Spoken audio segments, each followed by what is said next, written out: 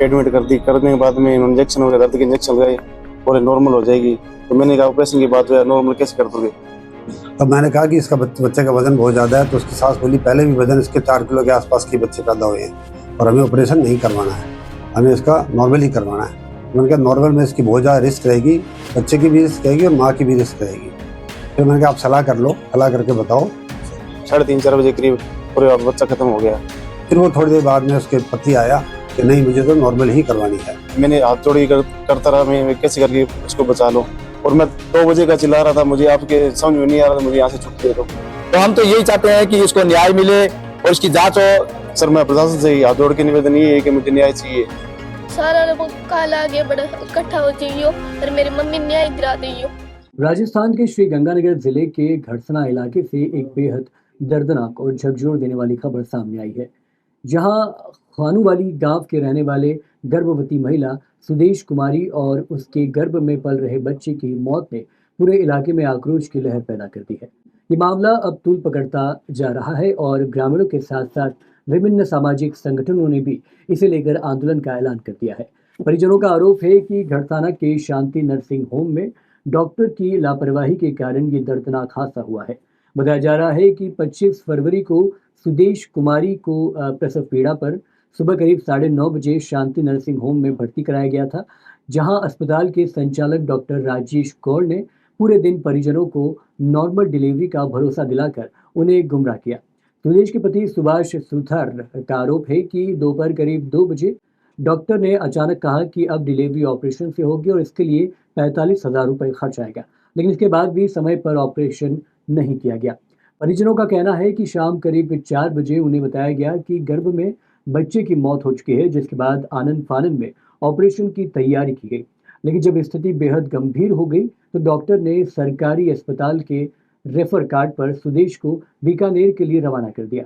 परिवार का कहना है कि उन्हें निजी गाड़ी से बीकानेर भेजा गया, लेकिन रास्ते में ही सुदेश और उसके अजन्मे बच्चे दोनों की मौत हो गई। इस घटना के बाद से परिजनों का रो रो कर बुरा हाल है और गांव में भी गहरा शोक और आक्रोश है। बुधवार को घड़साना के गुरुद्वारे में मृतकों के परिजनों और विभिन्न सामाजिक संगठनों की बैठक आयोजित की गई, जिसमें बड़ी संख्या में लोग शामिल हुए और शांति नर्सिंग होम के संचालक डॉक्टर राजेश गौड़ के खिलाफ जमकर नारेबाजी की गई। बैठक में सर्वसम्मति से निर्णय लिया गया कि यदि डॉक्टर के खिलाफ सख्त कानूनी कार्रवाई नहीं की गई तो 6 मार्च को घड़साना एसडीएम कार्यालय के बाहर बड़ा प्रदर्शन किया जाएगा और आगे आंदोलन की रणनीति भी बनाई जाएगी। परिवार और ग्रामीण का आरोप है कि घड़साना में इस डॉक्टर के खिलाफ पहले भी कई डिलीवरी मामलों में शिकायतें सामने आती रही है, लेकिन प्रशासन द्वारा ठोस कार्रवाई नहीं किए जाने के कारण इस तरह की घटनाएं बार बार सामने आ रही है। इस पूरे मामले में सबसे भावुक कर देने वाला दृश्य तब सामने आया जब मृतिका सुदेश की 10 वर्षीय बेटी अंजलि भी गुरुद्वारे की बैठक में पहुंची और लोगों से अपील करते हुए कहा कि उसकी मां के साथ जो अन्याय हुआ है उसे न्याय दिलाना चाहे और 6 मार्च को ज्यादा से ज्यादा लोग आंदोलन में शामिल हो। वहीं दूसरी ओर डॉक्टर राजेश गौड़ ने अपने ऊपर लगे आरोपों को नकारते हुए 21 फरवरी को हुई सोनोग्राफी में बच्चे का वजन 4 किलो से अधिक पाया गया था और बाद में करवाई गई दूसरी सोनोग्राफी में ये वजन करीब 4.5 किलो बताया गया। इसलिए उन्होंने परिजनों को पहले ही हायर सेंटर जाने की सलाह दी थी, लेकिन परिजन सिजेरियन ऑपरेशन करवाने को तैयार नहीं थे। ऐसे में उनके पास मरीज को रेफर करने के अलावा कोई दूसरा विकल्प नहीं था। डॉक्टरों का कहना है कि कोई भी डॉक्टर अपने मरीज की मौत नहीं चाहता, लेकिन इस तरह के मामलों में कई बार गलतफहमियां भी पैदा हो जाती है। फिलहाल घड़साना पुलिस थाने में इस मामले में मर्ग दर्ज कर ली है और पूरे मामले की जांच के लिए डॉक्टर की एक कमेटी गठित कर दी गई है, जो जल्द ही अपनी रिपोर्ट प्रशासन को सौंपेगी। हालांकि जांच के बाद ही यह साफ हो पाएगा कि इस पूरे मामले में वास्तविकता क्या है, लेकिन फिलहाल खानूवाली में एक परिवार का आरोप है कि डॉक्टर की कथित लापरवाही ने उसकी घर की खुशियां हमेशा के लिए छीन ली है और वे अपनी पत्नी और अजन्मे बच्चों को न्याय दिलाने के लिए आंदोलन का रास्ता अपनाने को मजबूर हो चुके हैं। मेरी वाइफ थी जी। हम सुबह खाना खुना खा के 9 बजे 9:30 बजे करीब यहाँ पे पहुंचे। डॉक्टर गौड़ के बाद राजेश गौड़ है जो शांति जो हॉस्पिटल है, तो वहाँ जाके नॉर्मल थे बिल्कुल। जाके उस टाइम वहाँ एडमिट हुए, डिलीवरी थी, तो यहाँ के इनको चेकअप वगैरह करवाए, सब नॉर्मल था। तो बोले ऑपरेशन होगा और हम ऑपरेशन कर देंगे, सारी बातें होगी। फिर उन्होंने क्या वहाँ ले जाके अंदर एडमिट कर दी। करने के बाद में इंजेक्शन वगैरह दर्द के इंजेक्शन लगाए और नॉर्मल हो जाएगी। तो मैंने कहा ऑपरेशन की बात है, नॉर्मल कैसे कर दोगे? ऐसे करते करते इन्होंने 2:30 बजे करीब बोला आपका बच्चा डेथ अंदर उसमें रे रूम में थी और बाहर आए तो वो 2:30 3 बजे करीब 3:30 4 बजे करीब और आपका बच्चा खत्म हो गया। तो मैंने कहा कोई बात नहीं, आप ऑपरेशन कर दो या हमें छुट्टी दे दो। ऐसे करते करते इन्होंने कभी बाहर आए कभी अंदर आए। ऐसे करते करते 6:30 बजे बोले भी आपकी उसकी हालत क्रिटिकल हो रखी है, आप है ना इसको बीकानेर लेके जाओ। तब मैंने देखा लगभग है ना उनके सांस आखिरी 1-2 सांस आ रहे थे। उसके बाद में बोले आप है ना वहाँ पे सर्जन है। मैंने हाथ जोड़ी करता रहा, मैं कैसे करके उसको बचा लो। तो बोले आप है ना वहाँ पे सरकारी हॉस्पिटल में सर्जन है तो उससे रिसर्च करनी है, एक बार आप वहाँ जाओ। तो वहाँ जा लेके वहाँ पे साइन करवाया। उसके बाद जब वापस आया तब उन्होंने क्या एर्टिगा प्राइवेट गाड़ी थी, उसके एर्टिगा अंदर गाड़ी में डाल रखी थी। ये रेफर कार्ड वाला क्या मामला था? पता नहीं है सर, मैं नहीं जानता इस चीज के रेफर जब एडमिट है इसमें प्राइवेट के अंदर है तो ये रेफर कार्ड सरकारी क्यों दिया इन्होंने? और मैं 2 बजे का चिल्ला रहा था, मुझे आपके समझ में नहीं आ रहा था, मुझे यहाँ से छुट्टी दे दो, लेकिन लोगों ने नहीं दी। बोले ऑपरेशन कर देंगे अभी 10 मिनट ऑपरेशन हो जाएगा। हाँ अभी हो जाएगा। ऐसे करते करते करते उन्होंने 6 साढ़े 6 बजा दिए जब बिल्कुल दोनों बच्चे और मम्मी के दोनों की डेथ हो चुकी थी उस टाइम लगभग। जब आप मैडम को लेके आए उस हाँ जी। वक्त उनकी हालत कैसी थी? बिल्कुल हम चला के खाना खुना खा के बिल्कुल नॉर्मल थी। तो यहाँ से जब इन्होंने रेफर किया तब उनकी डेथ हो चुकी थी या डेथ बीकानेर में हुई है? सर यही लगभग गाड़ी में थे उस टाइम, 1-2 सांस आ रहे थे। उसके बाद में क्या है कि बाजार से निकलने उससे तब उसकी डेथ हो चुकी लगभग। उसके बाद पीछे उन्होंने एक गाड़ी और लगाई है, उस गाड़ी के अंदर डाली है। फिर वहाँ पे उसके साथ एक लड़का भी उन्होंने भेजा था गाड़ी, और वहाँ पे टीबियों के अंदर डाउन वहाँ पे डाल के और दोनों भाग गए वहाँ से। जब आप यहाँ पे लेके आए कोई आपसे पैसों की डिमांड भी ज्यादा की गई थी, कोई ऐसा भी था? सर पैसे की डिमांड इन्होंने 40,000 रुपये मांगे थे। 40,000 रुपये में दोनों में एग्री था। 40,000 रुपये मैंने इनको बोला था मुझे दोनों बच्चे और बच्चे मम्मी इसकी दोनों सेफ चाहिए और 40 की बजाय आप 45 ले लो, मुझे उसमें कोई दिक्कत नहीं है। अब आपकी क्या मांग? सर मैं प्रशासन से हाथ जोड़ के निवेदन ये है कि मुझे न्याय चाहिए। इस हत्यारे ने मेरे बच्ची और बीवी दोनों के इसने जानबूझ के मर्डर किए। कार्रवाई होनी चाहिए सर। इसके लिए क्या पुलिस डिपार्टमेंट में क्या आपने कोई FIR वगैरह दर्ज करवाई? सर FIR दर्ज करने गए थे, उन्होंने FIR दर्ज उस टाइम की नहीं, मरकदीज की खाली। ये उस टाइम बोले थे हम आज कमेटी के गठन करके इसकी जांच चालू कर दें। आज तक मेरे पास कोई सूचना नहीं है। सर यही कहना चाहेंगे कि जो शांति नर्सिंग होम है वो एक मौत का कुआं है, काफी समय से चल रहा है इस इलाके में और छोटे मोटे मामलों को दबा दिया जाता है। अब सबसे बड़ी बात तो ये है कि शांति नर्सिंग होम में मरीज चल के आता है, भर्ती होता है, उसके बाद में 4 बजे उसको कहा जाता है कि तेरे बच्चे की जो होने वाला बच्चा था उसकी डेथ हो गई है और हम इसका सीजन कर देंगे। उसके बाद में थोड़ी देर एक उस सहायक नर्सिंग कर्मी होती है उसके साथ सुभाष चंद्र को वो सरकारी हॉस्पिटल भेजता है और वहां से एक डॉक्टर की वजह रेफर कार्ड बन के आता है। ये सबसे बड़ी विडंबना है कि मरीज नर्सिंग होम में है, साथी नर्सिंग होम में भर्ती है और रेफर कार्ड है वो सरकारी हॉस्पिटल का बन के आता है। तो सबसे बड़ी अबूझ पहली है कि ऐसा क्या पता इन लोगों ने आज से पहले कितने ऐसे कार्य कारनामे सरकारी अस्पताल के डॉक्टरों ने और उसने मिलके ऐसे कितने कार्य कारनामे किए होंगे। तो हम तो यही चाहते हैं कि इसको न्याय मिले और इसकी जांच हो प्रशासन से। उस दिन हमने पुलिस में एक मुकदमा दर्ज करने के लिए अपील दी थी, दिया था मामला, और तो उसमें पुलिस ने यह भी कहा था कि एक बार मामला दर्ज करते हैं उसके बाद में जांच कमेटी का गठन करेंगे। आज तक 7 दिन के लगभग हो चुके हैं, ना तो कमेटी बनी है और ना ही पीड़ित परिवार को किसी कमेटी बनने की सूचना दी गई है। सर आपका नाम? जी मोहम्मद रफीक है। क्या कुछ कहेंगे? सर ये मैं कहना चाहूंगा कि ये जो घटना आज अभी शो हो रही है ये पहली घटना नहीं है, कम से कम 20 घटना पहले भी ऐसी हो चुकी हैं और उसके अंदर एक मैं भी शिकार हूँ सर। इस बंदे ने पैसे के लालच में जानबूझकर मेरी बेटी को मौत के नजदीक पहुंचा दिया। वो तो उसकी किस्मत थी कि वो बच गई पर उसका बच्चा नहीं बच पाया सर।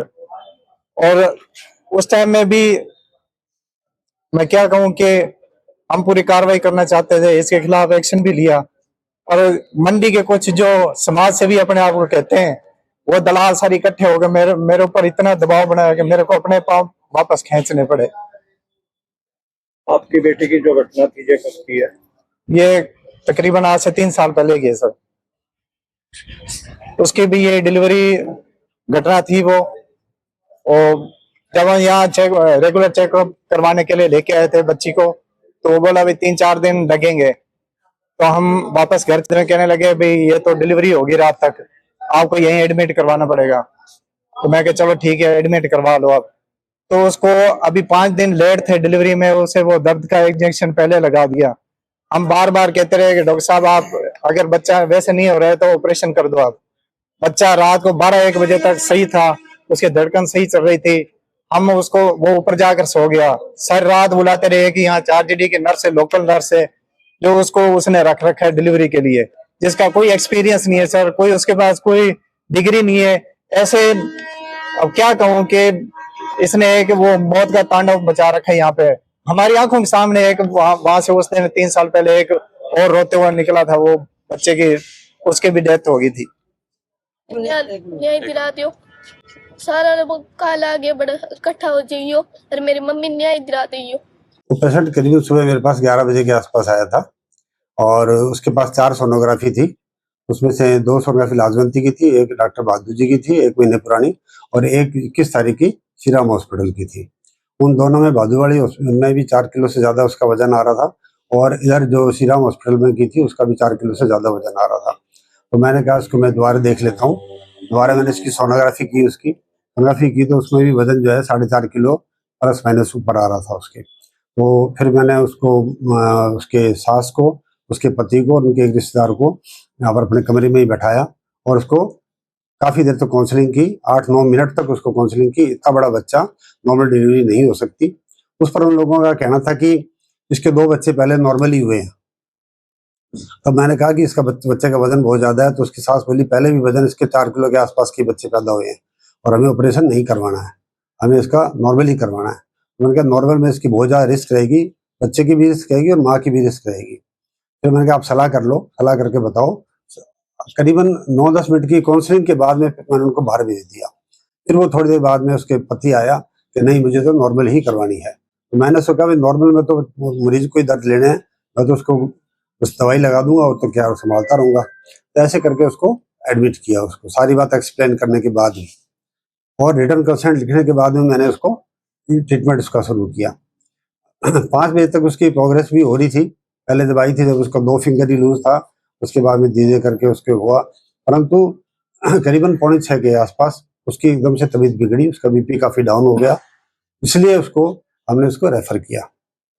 रेफ़र के लिए पहले एम्बुलेंस के लिए मैंने प्राइवेट एम्बुलेंस के लिए फ़ोन किया, तो वो बाहर गई हुई थी। मैंने कहा और कोई एम्बुलेंस है? तो उसने कहा नहीं होगा, अब यहाँ पर कोई उपलब्ध नहीं है।